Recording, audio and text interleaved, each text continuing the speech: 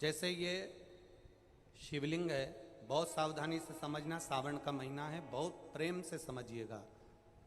शिव की आदि परिक्रमा जो हम करते हैं, उस परिक्रमा का फल हमें बाबा कब प्रदान करते हैं वो समझने वाला विषय, ठीक है। ये शिवलिंग, ये जलाधारी, ये भगवान के चरणारविंद जहाँ गणेश, कार्तिकेय, अशोक सुंदरी है, उस स्थान का। अब मंदिर के बीच में गर्भगृह में ये शिवलिंग रखा है। हम जब परिक्रमा चालू करते हैं तो यहाँ से यूं गए और यहीं से हम वापस आ गए, वापस हम यहीं से आ गए। शंकर की परिक्रमा पूर्ण कब मानी गई? आधी परिक्रमा को पूर्ण कब कहा गया?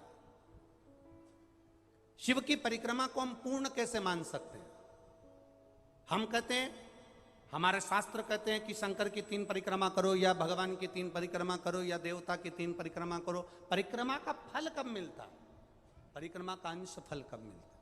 शिवलिंग जलाधारी मंदिर के बीचों बीच, जब मंदिर के बीचों बीच है, नंदी बाहर है, आपने परिक्रमा करना प्रारंभ करा, पूजन करने के बाद यहाँ तक गए, यहाँ से पानी बहता है, जल बहता है, तो हम इसको लांघते नहीं है, नहीं लांघते ना, इसको लांघते नहीं है। जब हम परिक्रमा करने के लिए यहाँ तक जब पहुँचते हैं, पहुँचने के बाद यहीं से थोड़ा सा पीछे हटकर हमको शंकर के शिवलिंग के वहीं से खड़े होकर नंदी का दर्शन करना चाहिए। जब हम परिक्रमा कर कर वापिस लौटते हैं, नंदी का इस शिवलिंग के सम्मुख से जब बाहर बैठे नंदी का हम दर्शन करते हैं और वापिस अपनी जगह पर आकर खड़े होते हैं, तब हमारी परिक्रमा एक पूरी मान ली जाती है और उसका फल हमें प्राप्त होता है।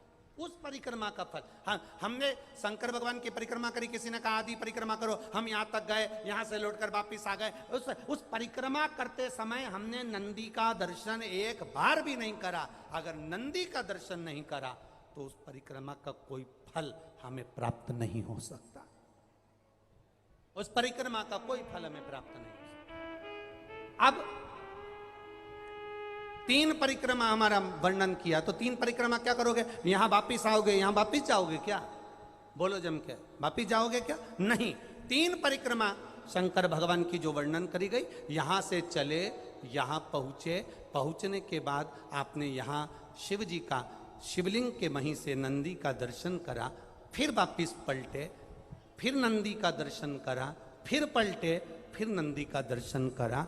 यहाँ खड़े होकर आप जब 3 बार नंदी का दर्शन कर लेते हो, एक ही परिक्रमा में 3 बार नंदी का दर्शन कर लेते हो, तो 3 परिक्रमा का फल प्राप्त हो जाता है और हमारा वो कार्य सफल हो जाता है। 3 परिक्रमा